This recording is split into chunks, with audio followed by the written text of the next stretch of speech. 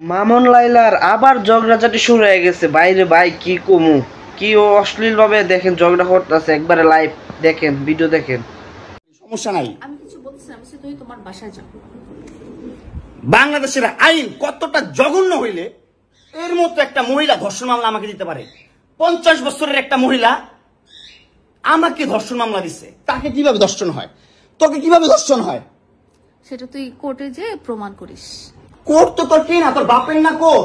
তোর বাপ আর্মিতে, তোর ভাই আর্মিতে, তোর জামাই আর্মিতে, তোর দুইটা জামাই আর্মিতে, তোর তো আইন কি না? আর আমরা তো গরিব মানুষ, আমাদের তো সময় নাই, আমাদের তো এই সমাজে কোনো স্থায়ী নাই, আমরা তো সমাজের ময়লা আবর্জনা, আমরা এই সমাজে। আর তোরা হচ্ছিস সমাজের অনেক উচ্চ মানের মানুষ, অনেক ক্ষমতাবান মানুষ, এই জন্যই নাকে দড়িটা ঘুরাইতেছিস আমাকে, তুই বুঝছিস?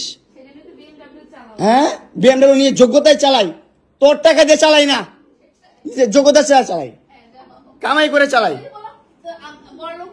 হ্যাঁ, বড়লোক হইতে পারবো না?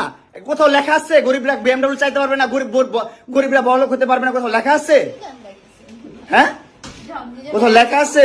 নাহলে ওই মেয়েদের বাসায় যাও, নাহলে নরসিংদী যাও, যেখানে যাচ্ছিলে সেখানে যাও। কুত্তালে সুজা না হইলে এদের সুজা হবে না, দেখেন। দাও, ব্যাক করে দাও। আর কমু।